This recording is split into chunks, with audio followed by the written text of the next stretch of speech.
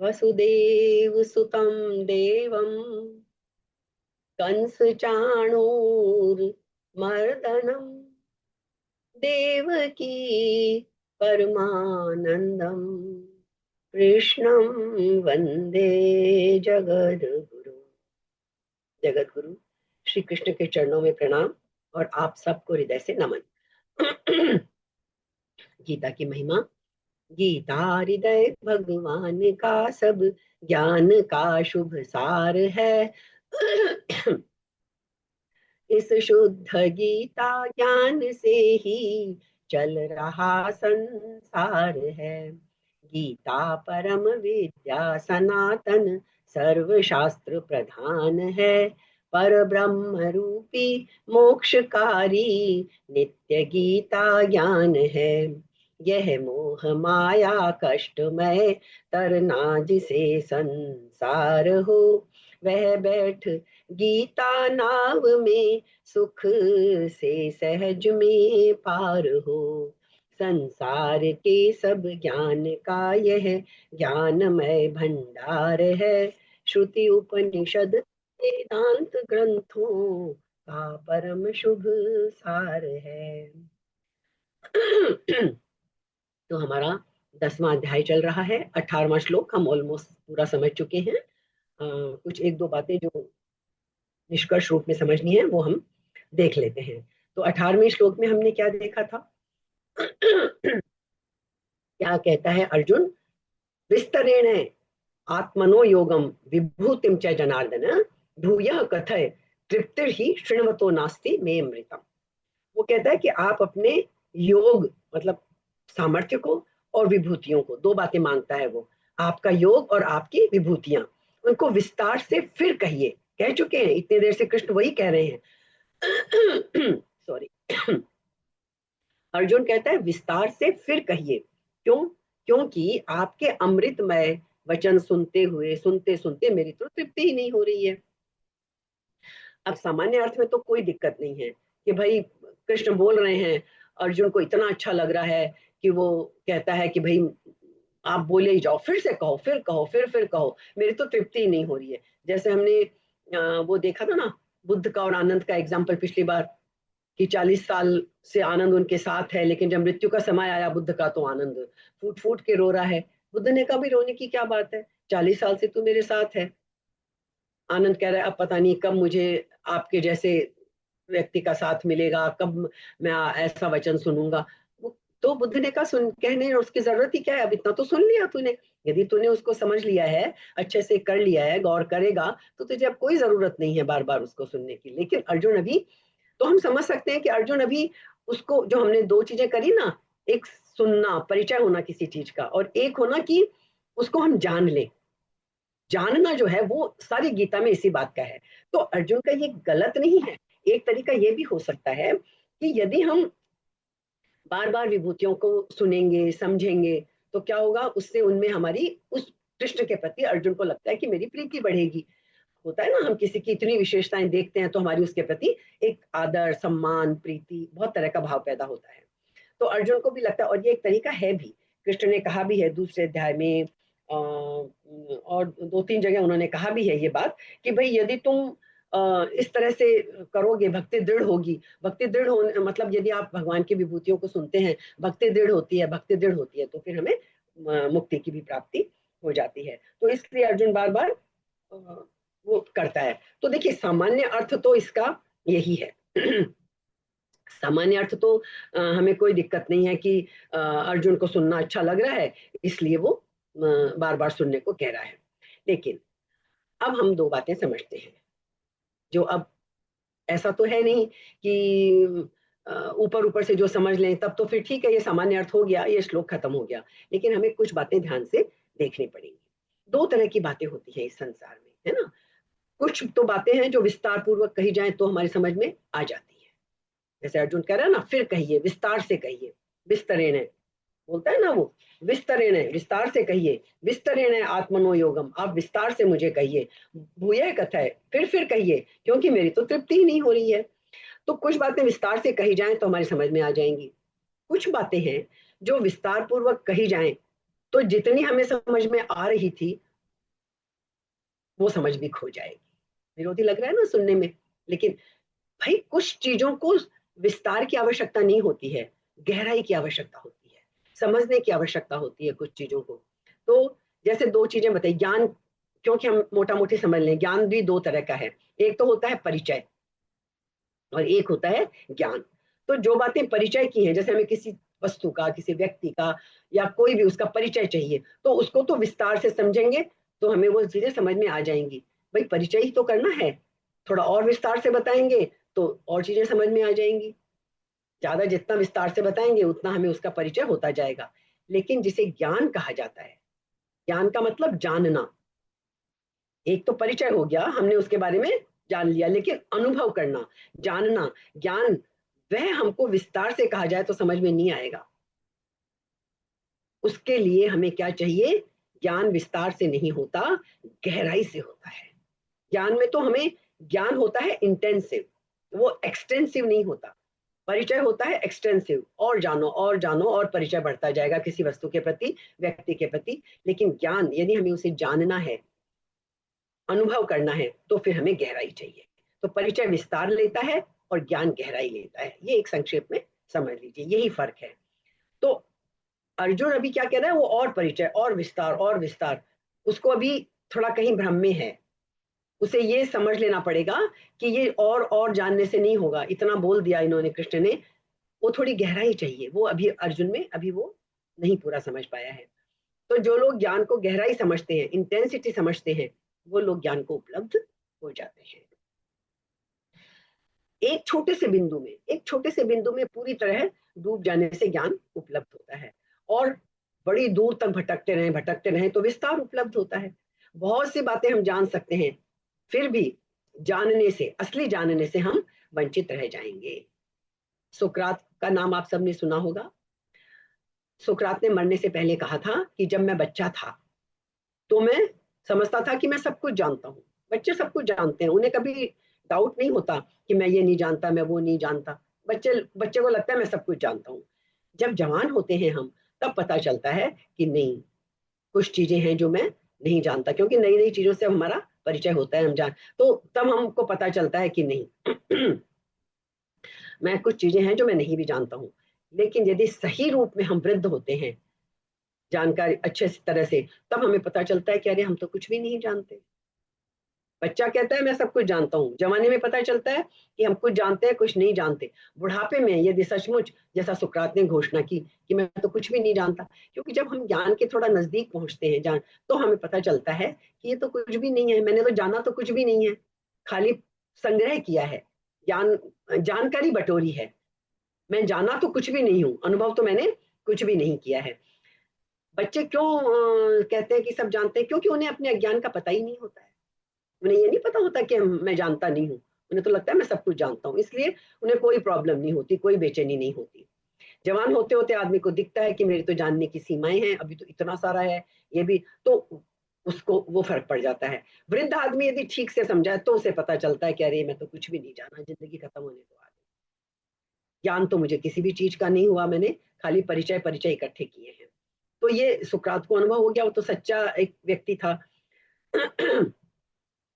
तो ये होता क्या है, वैसे भी हमारी उम्र बढ़ती जाती है, लेकिन हमारी मानसिक उम्र कहते हैं 13 वर्ष से अधिक नहीं होती, मानसिक उम्र नहीं बढ़ती है। परिचय संग्रह बढ़ता चला जाता है, लेकिन जो बुद्धि, जो जान अनुभव करने वाली बुद्धि होती है, कहते हैं बस वो 13 वर्ष तक ही, उसके बाद वो रह ही जाती है। तो अब ये बड़ी अच्छा, एक बात और समझिए आप, बुढ़ापे की बात क्यों है? विस्तार से कोई ज्ञान को उपलब्ध नहीं होता। जैसे कभी हम देखें कि कोई, ज्यादातर देख लीजिए कि कोई बहुत वृद्धावस्था में जाके किसी को मोक्ष की या उस परम ज्ञान की प्राप्ति हुई हो, नहीं। जितने ज्यादातर उदाहरण हैं, हैरानी की बात है, चाहे बुद्ध हैं, चाहे महावीर हैं, जीसस हैं, शंकराचार्य हैं, नागार्जुन हैं, लाओ त्से हैं, कोई भी गहरे बुढ़ापे में परम ज्ञान को उपलब्ध नहीं हुआ है। ये सब लोग 35 के आसपास, मिड में परम ज्ञान को उपलब्ध हो गए थे। तो बुढ़ापे से उसका कोई संबंध नहीं है, गहराई से संबंध है। ये लोग गहराई में गए, अनुभव को लेना चाहा, खाली परिचय परिचय परिचय संग्रह नहीं करते रह गए। बुद्ध निकल गए, महावीर निकल गए, उसको अनुभव करने के लिए निकल गए। तो ये जो ढलती हुई जिंदगी है ना, उसमें बहुत कम लोग ज्ञान को उपलब्ध हुए। ऐसा नहीं है कि कोई हुए ही नहीं होंगे, वो भी हो सकते हैं, लेकिन ज्यादातर हम जितने लोगों को जानते हैं सब मिड में 35 के आसपास सबको महाज्ञान की घटना उनके जीवन में घट गई थी। क्योंकि विस्तार बाधा बनता है, गहराई यदि एक जगह डुबकी लगाओ तो है, तो मतलब क्या हुआ, विस्तार जो है वो ज्ञान नहीं है, परिचय है, और परिचय ऊपरी बात है, वो गहराई नहीं है। और जैसे कोई तैर ना जाने, वो समुद्र के ऊपर खूब किलोमीटरों तक, मीलों तक तैर लेगा, लेकिन जिसे डुबकी लगानी है वो तैरने से बात नहीं बनेगी, वो तो एक जगह खड़ा होकर डुबकी लगाएगा। डुबकी लगाने के लिए आपको विस्तार नहीं चाहिए, गहराई चाहिए। तो यदि हमें डुबकी लगानी है, हमें विस्तार में नहीं जाना है, तो ये फर्क है इन दोनों चीजों का। कई बार ऐसा भी हो जाता है कि तैरना आता नहीं, इसलिए मजबूरी में डुबकी लग जाती है, ऐसे भी उदाहरण मिलते हैं पंडितों को। भाई पंडितों को परम ज्ञान हुआ हो ऐसा कभी नहीं है। हमने पिछली बार भी एक बार वो पढ़ा था कि मरते वक्त एहसास होता है कि अरे मैं तो दिन सारी जिंदगी प्रवचन देता रहा, लोगों को ज्ञान बांटता रहा, और मुझे खुद को अनुभव तो कुछ भी नहीं हुआ, खाली शब्द रह गए कोरे, तोते की तरह मैंने रट दिए, बोल दिए। तो इसलिए डुबकी जो लगानी है ना, वो डुबकी बहुत जरूरी है लगानी, गहराई में, ज्ञान में। हम किसी चीज के बारे में ज्यादा जानते हैं तो हम वहीं के वहीं रह जाते हैं, हमारा संग्रह बढ़ जाता है, हमारी उस वस्तु के बारे में जानकारी बढ़ जाती है। लेकिन जब हम गहरी जानते हैं किसी चीज को, तो फिर हमारा संग्रह नहीं बढ़ता, फिर हमारे अंदर परिवर्तन आ जाता है, फिर हम बदल जाते हैं। ठीक है, तो हमें करना क्या है, तैरना जो है ना एक तरह का, वो हमारा अहंकार है। और जब अहंकार छूट जाता है, हाथ पैर बंद हो जाते हैं, तब हम डुबकी लगा लेते हैं, तब हमारा अहंकार खत्म हो जाता है, और वो डुबकी जो है वो है। अब अर्जुन क्या कहता है, मुझे विस्तार से कहिए, सोचता है शायद अभी मेरी समझ में नहीं आया, और समझ लूं, है ना। लेकिन सच्चाई यह है कि कृष्ण कितना भी विस्तार से कह दें, अर्जुन को समझ में नहीं आएगा। वे सोचते हैं कि अर्जुन के समझ में आ जाएगा, लेकिन अर्जुन समझ कोई और चीज है। विस्तार विस्तार विस्तार, इस अध्याय के अंत में, इसी अध्याय के अंत में श्री कृष्ण कहेंगे अर्जुन को, हे अर्जुन, इस बहुत जानने से तेरा क्या प्रयोजन है, बार बार कह रहा है ये और बताओ, और बताओ, विस्तार से बताओ। तो लास्ट में कहेंगे, भाई सब कुछ बता देंगे उसको, विभूतियां वगैरह, हम इस अध्याय के अंत में। फिर वो कहेंगे कि अब और जानने से क्या प्रयोजन है तेरा, मैं इस संपूर्ण जगत को अपनी योग शक्ति के एक अंश मात्र से धारण करके स्थित हूं।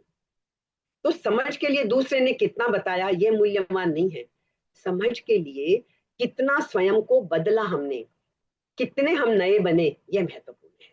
इसके बाद भी हमने कहा था, ये खाली जो हम परिचय जानकारियां इकट्ठी करते हैं, इनसे कुछ नहीं होने वाला है। तो हमारी तृप्ति जो है, अर्जुन कहता है मैं विस्तार से जान लूं आपके अमृतमय वचनों को, मेरी तृप्ति नहीं होती, सोचता हूं और सुनो तो तृप्ति हो जाए। एक बात सोचिए, तृप्ति के बाद क्या होता है, किसी चीज को सुन सुन के तृप्ति हो गई तो क्या होगा, फिर हम उससे ऊब जाएंगे, बोर्डम पैदा हो जाएगा, ऊब जाएंगे ना हम। हर तृप्ति ऊब में बदल जाती है। जैसे गरीब आदमी है, वो कभी धन से नहीं उबेगा, क्योंकि धन उसके पास है नहीं, वो अभी तक धनी धन के बारे में सोचेगा, है ना। लेकिन अमीर आदमी, उसके पास अथाह अटूट पैसा है, वो धन से उब सकता है। जैसे हमारे सामने बुद्ध का उदाहरण है ना, बुद्ध का जन्म हुआ, ज्योतिषियों ने कहा था इसको ये सन्यासी भी बन सकता है बहुत बड़ा, या बहुत बड़ा सम्राट भी बन सकता है। अब राजा को तो पिता को चिंता थी सन्यासी ना बने, तो उन्होंने उसके चारों तरफ सुख ही सुख लगा दिए कि इसको दुख ना देखना पड़े। ये बुद्ध की कहानी हम सब जानते हैं। लेकिन क्या हुआ, बुद्ध को इतना मिल गया, इतना मिल गया कि वो उब गए उनसे। सुंदरता, चारों तरफ सुंदर स्त्रियां सेवा में लगा दी, धन की कोई कमी नहीं थी, इतना कर दिया कि बुद्ध को फूल, मुरझाए हुए फूल भी ना दिखे, मुरझाने से पहले ही उनको तोड़ दिया जाता था। मतलब राजा ने खूब कोशिश की अपने बेटे को कि वो सन्यास से दूर रहे, उसे दुख की झलक भी देखने को ना मिले। तो बुद्ध एक तरह से कहना चाहिए कि उब गए, सुख ही सुख से, सुख ही सुख से उब गए वो। इसीलिए हम बोलते हैं ना, दुख सुख दोनों हो जीवन में तभी मजा आता है। सुख ही सुख मिले तो सुख से भी उब जाता है इंसान। तो हमने देखा, लेकिन बुद्ध को विरक्ति हुई, सब जानते हैं, बुद्ध को विरक्ति हुई, इस अति सुख से ही विरक्ति हो गई उन्हें, तो कोई फायदा नहीं हुआ। इसी कारण बुद्ध को सन्यासी होना पड़ा। वो ज्योतिष की कृपा ही थी एक तरह से, जो पिता ने इतनी सुख सुविधा जाएं, जुटा दी। यदि बुद्ध शायद सामान्य तरीके से बड़े होते, सुख दुख दोनों देखते, क्या पता वो सन्यासी बनते कि ना बनते। अब इन बातों का कुछ तो एक हम अनुमान कर रहे हैं। तो सब कुछ यदि हमें मिल भी जाए तो भी ऊब पैदा हो जाती है। तो इस जगत में ऐसा कुछ नहीं जिससे हमें ऊब ना जाए। यदि हमें इस संसार में कोई ऐसी चीज मिल जाए जिससे हम ऊबे नहीं, जिससे हमें बोर्डम ना हो, है ना, तो हमें समझना चाहिए कि हम भगवान के निकट पहुंच गए हैं। हमें कोई कितनी ही अच्छी चीज मिले, थोड़े समय बाद में, कुछ समय बाद में हम उससे ऊब जाते हैं। तो हमें करना क्या है, हमें ऊब पैदा नहीं होनी चाहिए। यदि हमें संसार में कुछ ऐसा मिल जाए जिससे हम ऊब नहीं रहे हैं, है ना, आपके पास खूब पैसा भी आ जाएगा तो आप उस पैसे से भी ऊब जाएंगे। एग्जाम्पल सामने है आपके। तो ऐसा कहते हैं कि जब ऐसी कोई वस्तु हमें मिल जाए जिससे ऊब पैदा ना हो, तो फिर हमें लगेगा कि हम प्रभु के बहुत निकट हैं। बुद्ध को ज्ञान हुआ, बुद्ध को ज्ञान हुआ। अच्छा, एक इसके लिए क्या, हमें ध्यान की झलक, हमें जब तक ध्यान की कोई झलक नहीं मिलेगी, मतलब हमें अपने अंदर की कोई झलक नहीं मिलेगी, तब तक हमको वैसी कोई चीज मिलने वाली भी नहीं है। इसीलिए हम ध्यान में बैठते हैं। ध्यान में बैठते हैं तो हम अपने अधिक निकट होते हैं, क्योंकि जब हम ध्यान में होते हैं तो हम भारी चीजों से अपने आप को हटाते हैं। ध्यान तभी लग पाता है, सच्चा ध्यान, जब हम बाहरी चीजों से अपने आप को हटा लें और अंदर डुबकी लगा लें। वो ध्यान इसीलिए हमें प्रभु के निकट ले जाता है, क्योंकि जब हम अंदर डुबकी लगाते हैं तो फिर हमें बाहर की चीजों से हमारा ध्यान हट जाता है और वो अंदर की डुबकी, अंदर की तरफ हम यात्रा करते हैं। तो बुद्ध को जब ज्ञान हो गया था, जब उन्हें मिड अवस्था में हो गया था 35 के आसपास, उसके बाद 40 साल तक वो शांत मौन ध्यान में जिए। बुद्ध जिए 40 साल जिए। उसके बाद जो घटना घटी उनके जीवन में बुद्धत्व की, उसके बाद 40 साल जिए, मौन शांत, एकदम शांत बुद्ध ध्यान में जिए। तो एक आदमी ने बुद्ध से पूछा, 40 साल से आप ध्यान में रह रहे हैं, ऊब पैदा नहीं होती आपको? तो यह है कि यदि हमें जीवन में कोई ऐसा रंध्र मिल जाए, ऐसा कोई छेद, ऐसी कोई जगह हमें मिल जाए जहां से ऊब पैदा ना होती हो, तो समझना हम ठीक रास्ते पर हैं। फिर हमें उसी पर बढ़े चले जाना है ना। और जिस चीज से ऊब पैदा होती हो, तो फिर हमें समझ लेना है कि वो संसार का हिस्सा है, चाहे वो कुछ भी हो, कितना भी अच्छा हो, चाहे फिर हम रोज माला जप रहे हो, चाहे हम रोज वो करें, एक मैकेनिक के, मतलब एक मशीन की तरह यंत्रवत हम राम राम राम राम करते जाएं, कुछ भी करते जाएं। लेकिन यदि कुछ गहराई में नहीं जाते हैं, तो गहराई में हम कभी भी किसी भी चीज से जा सकते हैं, माला फेरते फेरते भी जा सकते हैं, राम नाम जपते जपते भी जा सकते हैं, लेकिन डुबकी लगानी होगी। यंत्रवत खाली करते रहे बिना भाव के तो कुछ नहीं होगा। तो अर्जुन क्या सोचता है कि इन अमृतमय वचनों को और सुनूं तो शायद मेरी तृप्ति हो जाए। ये तृप्ति होने वाली नहीं है, क्योंकि ये वचन उस आनंद की तरफ इशारा कर रहे हैं जिसको सुनकर नहीं समझा जा सकता, पाकर और जीकर ही समझा जा सकता है। तो ये 18वां श्लोक जो है, ये हमें बार बार यही समझा रहा है कि हमें डुबकी लगानी है, हमें गहराई में जाना है, तब हम समझ पाएंगे इस चीज को। और ये बात हम बहुत बार जान चुके हैं, जानना और मानना, ठीक है। तो अब ये हमारे 3 हो गए। अब अर्जुन फिर भी लेकिन कह रहा है, भूय कथय तृप्ति ही शृणु नास्ति में अमृतम, मुझे तो तृप्ति ही नहीं हो रही। तो अर्जुन की प्रार्थना को स्वीकार करके भगवान अब आगे के श्लोक से अपनी विभूतियों और योग का कहना आरंभ करते हैं। 19वें श्लोक से अपनी विभूतियों को और योग को कृष्ण कहना आरंभ करते हैं। ऑलमोस्ट 40 श्लोक तक, 20-21 श्लोकों में अपनी विभूतियों का और उनका वर्णन करेंगे। लेकिन लास्ट में यही कहेंगे कि अर्जुन, बहुत जानने से क्या होगा, बहुत जानने से क्या हो जाएगा, जो अभी हमने चर्चा की। तो अब हम 19वां श्लोक पढ़ते हैं। तो भगवान अपने योग को कहना आरंभ किया अर्जुन की इतनी प्रार्थना पे। श्री भगवान उवाच, भगवान कहते हैं, हंत ते कथयिष्यामि दिव्यायात्म विभूतयः प्राधान्यतः कुरुश्रेष्ठ है नास्त्यंतो विस्तरस्य में। क्या कहा उन्होंने, हंत, ठीक है अर्जुन, दिव्य आत्म विभूतयः है, मैं अपनी दिव्य विभूतियों को कोई म्यूट कर ले प्लीज, किसी के यहाँ से आवाज आ रही है। दिव्य आत्म विभूत है, मैं अपनी दिव्य विभूतियों को तेरे लिए प्राधान्यतः, प्रधानता से, संक्षेप में कहूंगा अर्जुन, विस्तार में तो कह ही नहीं सकता मैं अपनी विभूतियों को। विस्तार में कहने लगूंगा तो ये अंत ही नहीं आएगा।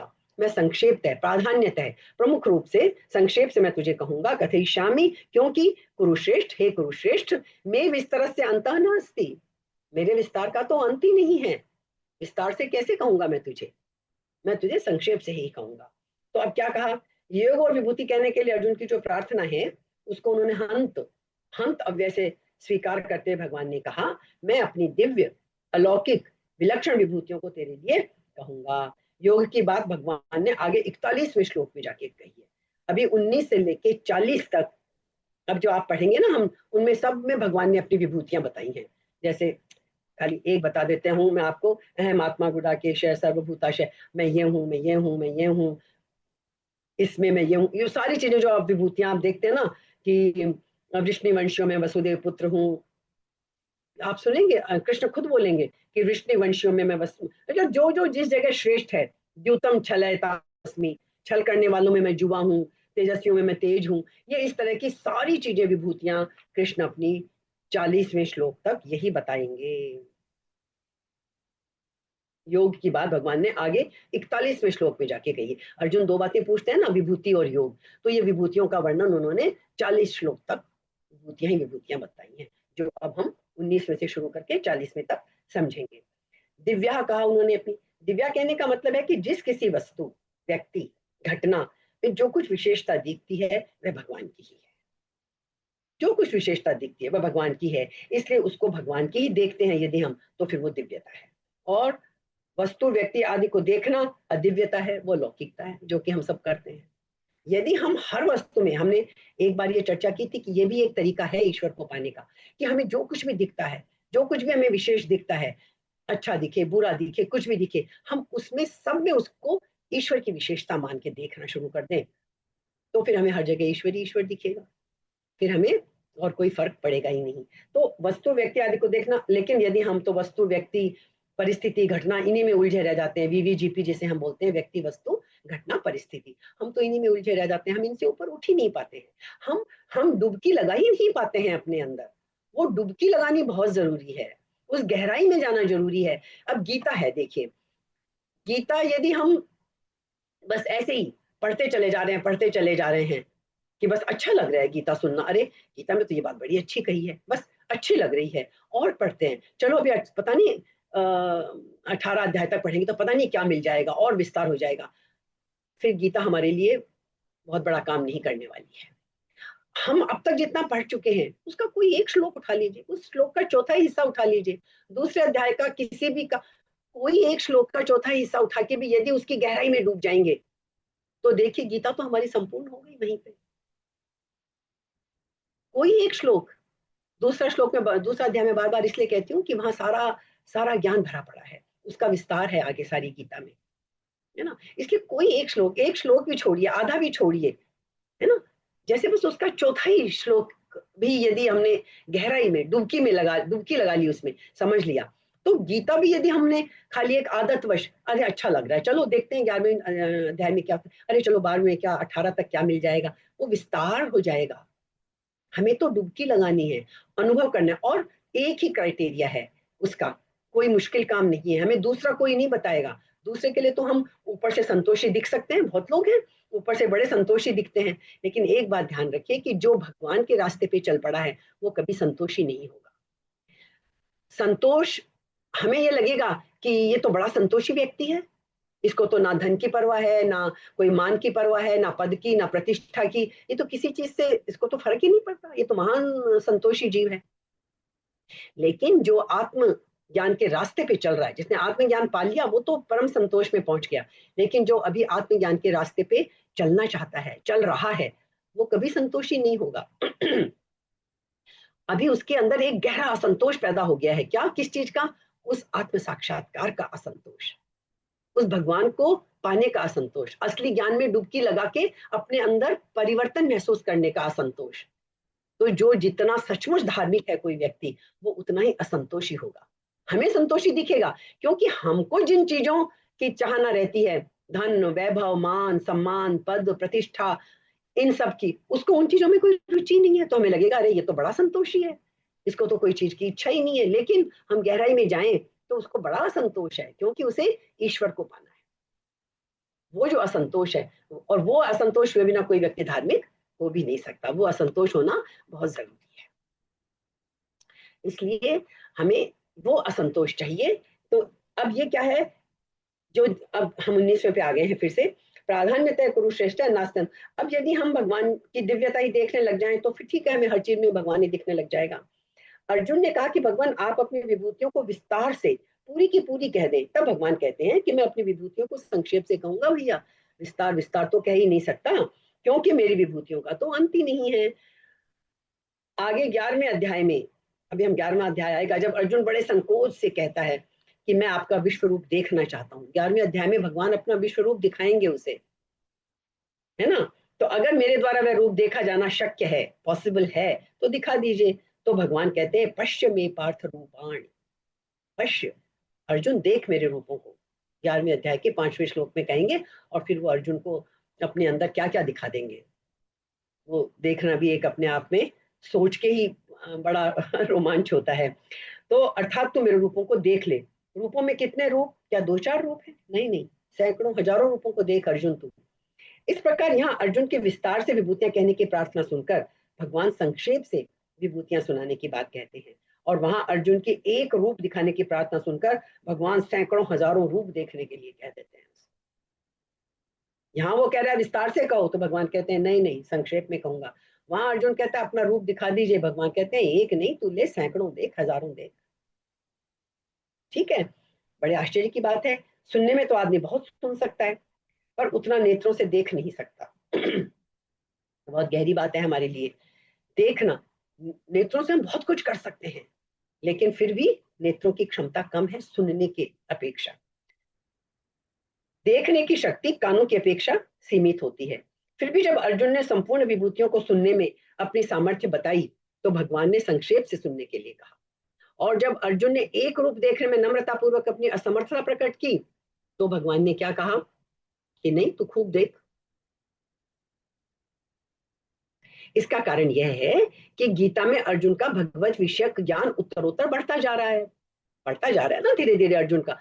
कृष्ण देख रहे हैं उसमें परिवर्तन आता जा रहा है। इस 10वें अध्याय में जब भगवान ने ये कहा कि मेरी विभूतियों का अंत नहीं है, तब अर्जुन की दृष्टि भगवान की अनंतता की तरफ चली गई। ये तो अनंत है, विभूतियां गई ना, दृष्टि गई ना। उन्होंने समझा कि भगवान के विषय में तो मैं कुछ भी नहीं जानता, क्योंकि भगवान तो अनंत है, असीम है, अपार है। परंतु अर्जुन ने भूल से कह दिया कि आप अपनी सबकी सब विभूतियां कह दीजिए, गलती हो गई उसकी। इसलिए अर्जुन आगे चलकर सावधान हो जाते हैं और नम्रता पूर्वक, भाई अभी उसे लगा कि अरे भगवान कह रहे हैं नहीं कह सकता, अनंत है मेरी विभूतियां, तो वो थोड़ा सावधान हो गया। तो उसने कहा अच्छा एक रूप दिखा दीजिए, बेचारा थोड़ा चौकन्ना हो गया। दिखाने के लिए भगवान से प्रार्थना करते हैं। नेत्रों की शक्ति सीमित होते हुए भी भगवान दिव्य चक्षु प्रदान करते हैं। उन सामान्य नेत्रों से रूप नहीं देख सकता था वो भगवान का, उसको दिव्य चक्षु प्रदान किए, चक्षु में, चर्म चक्षु में विशेष शक्ति प्रदान करके अपने अनेक रूपों को देखने की आज्ञा देंगे 11वें अध्याय में। दूसरी बात, वक्ता की व्यक्तिगत बात पूछी जाए और अपनी अज्ञता और अयोग्यता पूर्वक अपने जानने की प्रार्थना की जाए, इन दोनों में फर्क होता है। यहाँ अर्जुन ने क्या कहा, विस्तार पूर्वक विभूतियां कहने के लिए कहकर भगवान की थाह लेनी चाहिए कि बताओ विस्तार पूर्वक। तो भगवान ने कह दिया मैं तो संक्षेप से कहूंगा, क्योंकि मेरी विभूतियों की थाह नहीं है। 11वें अध्याय में अर्जुन ने अपनी अज्ञता, अपनी अयोग्यता प्रकट करते हुए भगवान से अपना अव्यय रूप दिखाने की प्रार्थना की, तो भगवान ने अपने अनंत रूप दिखाने की आज्ञा दी और उसको देखने की सामर्थ्य, दिव्य दृष्टि भी दे दी। इसलिए साधक को किंचित मात्र भी अपना आग्रह, अपना अहंकार निर्णय रखकर और अपनी सामर्थ्य, अपनी बुद्धि न लगाकर केवल भगवान पर ही सर्वथा निर्भर हो जाना चाहिए। अपनी बुद्धि, अपना अहंकार जब तक है, जब तक पूरा समर्पण नहीं है प्रभु के प्रति, तब तक वो प्रभु कृपा नहीं कर पाएंगे हमारे ऊपर। क्योंकि अभी तो वो देख रहे हैं ना कि ठीक है, अभी तो मैं सोच रहा हूँ, देख रहा हूँ कि मैं ये कर सकता हूँ, मैं ये कर सकता हूँ। जब पूरा समर्पण हो जाएगा तब भगवान कहेंगे बस अब इसने सब कुछ छोड़ दिया मेरे ऊपर। तो क्योंकि भगवान की निर्भरता से जो चीज मिलती है वो अपार मिलती है। अपने ऊपर निर्भर है हम, तब तक क्या है, सीमित है। हम तो सीमित है ना, हम अनंत नहीं है। वो भगवान की विभूतियां अनंत है। अनंत को समर्पित हो जाएंगे तो फिर हमें अनंत को देखने की शक्ति भी मिल जाएगी। भगवान अनंत हैं, अतः उनकी विभूतियां अनंत है, इस कारण भगवान की विभूतियों के विस्तार को ना तो कोई कह सकता है, ना कोई सुन सकता है। अगर कोई कह ले, सुन ले, फिर भी वे अनंत कैसे रहेंगी? यदि कहना और सुनना हो गया तो फिर अनंत कहाँ हुई वो? इसलिए भगवान कहते हैं कि मैं अपनी विभूतियों को संक्षेप से कहूंगा, सब कुछ कहना संभव नहीं है। अब यहाँ अर्जुन को क्या हर संबोधन के पीछे कारण है। अर्जुन को क्या कहा उन्होंने? प्राधान्यता है कुरुश्रेष्ठ, कुरुश्रेष्ठ कहा।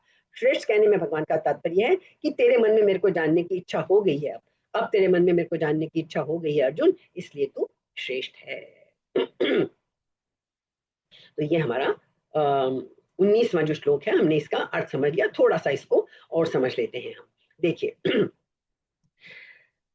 ये जो है ना 10वां अध्याय, ये सारा किस चीज से भरा हुआ है? अब मैंने बताया ना, अब 19 से अब लेके आगे से विभूतियां विभूतियां बताएंगे। विस्तृत और व्याख्यापूर्ण उत्तर एक एक वस्तु और व्यक्ति में तथा उनके समूह में आत्मा की वास्तविक पहचान का वर्णन करता है ये अध्याय। विशेष ध्यान देने योग्य बात यह है कि अपनी विभूति और योग का वर्णन करते समय भगवान श्री कृष्ण निम्नलिखित दो बातों का विशेष ध्यान रखते हैं। अब हम पढ़ेंगे ना आगे के श्लोक, उनमें दो बातों का विशेष ध्यान कृष्ण रखते हैं। पहली तो क्या है? प्रत्येक वस्तु में अपना सर्वोच्च महत्व। जैसे कोई भी चीज बताएंगे ना, वस्तुओं में मैं वो हूँ, पहाड़ों में मैं वो हूँ, नदियों में मैं ये हूँ, मतलब जिस जिस चीज में जो जो सर्वश्रेष्ठ है, कृष्ण कहेंगे भगवान के रूप में कि वो मैं हूँ। वो अपने आप को भी कहेंगे वासुदेवों में मैं कृष्ण हूँ। कृष्ण बैठे हैं सामने, पर वो कहेंगे वासुदेवों में, मतलब जो उनका कंश वंश है उसमें मैं कृष्ण हूँ। वसुदेव जो यदुवंश है उसमें श्रेष्ठ कृष्ण थे। दूसरा, उनके बिना किसी भी एक वस्तु या समूह का सामंजस्यपूर्ण अस्तित्व संभव नहीं हो सकता। ये दो बातें कृष्ण इस सारे में कहेंगे। तो इस एक उन्होंने हंत शब्द का प्रयोग भी किया ना, हंत ते कथयिष्यामि, पुरुष श्रेष्ठ, दो चीजें आई। तो अर्जुन के प्रति श्री कृष्ण के प्रेम पूर्ण सहानुभूति को दर्शाता है ये हंत शब्द, क्योंकि भगवान को समझ में आ गया कि ये पूरी सामर्थ्य तो अर्जुन में है नहीं, अक्षमता है। भगवान की चिंता भी है कि अब अक्षमता के कारण वो उस तत्व का अनुभव नहीं कर पा रहा। 10वें अध्याय तक पहुंच गए, अभी तक वो उस चीज को अनुभव नहीं कर पा रहा है, अक्षमता है, हम सब भी अक्षम हैं। तो हंत शब्द को इस खंड के प्रारंभ में का केवल सूचक मानने में उसमें निहित गूढ़ अभिप्राय का लोप हो जाने के कारण वह अर्थ तो स्वीकार्य नहीं हो सकता। अब क्या है? समष्टि और व्यष्टि उपाधियों के द्वारा इस बहुविध सृष्टि के रूप में व्यक्त हुए आत्मा के विस्तार का अंत हो ही नहीं सकता। तो उन विभूतियों के वर्णन में प्रवेश करने के पूर्व मूलभूत सत्य को बताते हैं भगवान। मूलभूत सत्य क्या कहते हैं? कि मेरी विभूतियां अनंत हैं, उनमें जो प्रधान है उनको मैं तुझसे कहूंगा, क्योंकि मेरे विस्तार का अंत नहीं है। यदि तू सोचता है मैं पूरे विस्तार की बात करूं तो फिर तो ये चर्चा चलती ही रहेगी, ये कभी समाप्ति नहीं होगी। अब जैसे एक हम अपने जीवन से एक वो लेते हैं, जैसे ज्योग्राफी है, ज्योग्राफी के जो विद्वान है भूगोल के, एक प्रश्न चलता था। प्रश्न ये है कि अगर हम हिंदुस्तान का नक्शा बनाएं तो उसे हिंदुस्तान का नक्शा कहना चाहिए कि नहीं, क्योंकि वह हिंदुस्तान जैसा तो होता ही नहीं है। हिंदुस्तान कितना बड़ा, हम उसको एक छोटा सा नक्शा इतने से पॉकेट में आ जाए उतना बना लेते हैं।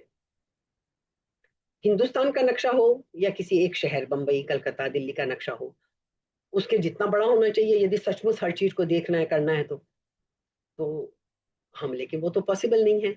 हम एक छोटे से कागज पर ही सीमाएं खींच देते हैं, करते हैं ना, नक्शा ऐसे ही बनता है ना। उसे नक्शा कहना भाषा की दृष्टि से ठीक नहीं है, लेकिन नक्शा तो वही है, क्योंकि उपयोग तो उसी का हो सकता है।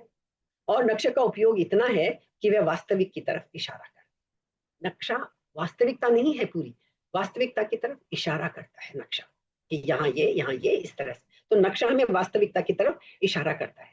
अर्जुन श्री कृष्ण से पूछ रहा है कि तुम अपनी महिमा को, अपने ऐश्वर्य को, उसके समग्र को विस्तार में कहो। तो कृष्ण कह रहे हैं विस्तार में नहीं कहूंगा, मैं तुझे नक्शा दिखा दूंगा, विस्तार नहीं बता सकता, विस्तार बताया नहीं जा सकता। अगर श्री कृष्ण उसका समग्र विस्तार करने जाएं तो वह उतना ही लंबा होगा जितना वह अस्तित्व है। और अगर इतने लंबे अस्तित्व के मौजूद रहते हुए अर्जुन उसको नहीं समझ पा रहा है, कृष्ण सामने बैठे हैं, अर्जुन नहीं समझ पाया, तो श्री कृष्ण के विस्तार को कैसे समझ पाएगा? उसे तो समझाने के लिए कोई नक्शा ही चाहिए जिससे उसको इशारा मिल जाए। तो श्री कृष्ण इसलिए कहते हैं प्रधानता से कुछ बातें मैं तुझे कहूंगा, चुनकर कुछ बातें मैं तुझसे कहूंगा जो कि इशारा बन जाए, जो कि इशारा बन जाए और तुझे थोड़ी झलक दे दे, तुझे झलक मिल जाए एक बार यदि हमें उस ज्ञान की, उस गहराई की हमें झलक भी मिल जाए, इसीलिए कहते हैं कि जब हम गहराई से ध्यान में बैठते हैं तो कभी कोई क्षण ऐसा आता है कि हमें कुछ तो भी लगता है, हालांकि टिक नहीं पाता। जिनका टिक पाया बुद्ध का, महावीर का, उनको वो परम ज्ञान की उपलब्धि हो गई। तो वो कहते हैं तुझे झलक मिल जाए, नक्शा तेरे काम आ जाए, यदि वो झलक मिल जाएगी तो फिर वो नक्शा काम आ जाएगा, इतना मैं तुझसे कहूंगा, जिसके आधार पर तू वास्तविकता को पाने पर निकल जाए, एटलीस्ट तेरी यात्रा शुरू हो जाए, तुझे झलक मिल जाए। लेकिन कुछ लोग गलती कर सकते हैं, नक्शे को ही वास्तविक समझ लेते हैं, और हम में से बहुतों ने ये गलती की है, हम करते हैं, हम नक्शे को ही वास्तविक समझ लेते हैं, शब्द ही हमारे लिए यथार्थ हो जाते हैं। कोई ग्रंथ पढ़ा, गीता पढ़ी, बस इसके शब्द हमारे लिए यथार्थ हो गए, हम यात्रा पे नहीं निकले, बस शब्द यथार्थ हो गए, गीता में ऐसा लिखा है, ऐसा है, ऐसा है, ऐसा है। तो फिर क्या होगा? मतलब जैसे कोई जोर से चिल्ला भी दे, आग आग आग, तो बिना इस बात की फिक्र किए कि आग है भी या नहीं, लोग भागने लगेंगे। आग शब्द तो सिर्फ एक तरह से नक्शा है, हमने आग देखी नहीं है, लेकिन सिर्फ आग शब्द सुना और हमने भागना शुरू कर दिया। ठीक है, तो ऐसी बहुत सारी बातें हैं, नक्शे बहुत महत्वपूर्ण हो जाते हैं, और उन चीजों के नक्शे तो बहुत महत्वपूर्ण हो जाते हैं जो हमारी आंखों में दिखाई नहीं पड़ते। परमात्मा का हमें कोई दर्शन नहीं होता आज तक, दर्शन जिसने कर भी लिया वो भी बता नहीं पाता है। परमात्मा का हमें कोई दर्शन नहीं होता, सत्य का हमें कुछ पता नहीं है, नक्शे ही नक्शे हैं हमारे पास, मोक्ष का हमें कुछ पता नहीं है, अस्तित्व की गहराई का हमें कुछ पता नहीं है, बस नक्शे हैं, नक्शों को संभाले हुए बैठे हैं और विवाद करते रहते हैं किसका नक्शा सही है। और नक्शे के इतने दबाव में दब जाते हैं कि यात्रा ही नहीं करते, यात्रा ही असंभव हो जाती है, मुश्किल ही हो जाती है हमारी को। इसलिए कृष्ण का जो कहना है पूरे विस्तार से, अपनी समग्रता को कहने का कोई उपाय भी नहीं है, मैं कुछ बातें प्रधानता से कहूंगा, कुछ बातें चुन लूंगा। अनंत है मेरा ऐश्वर्य,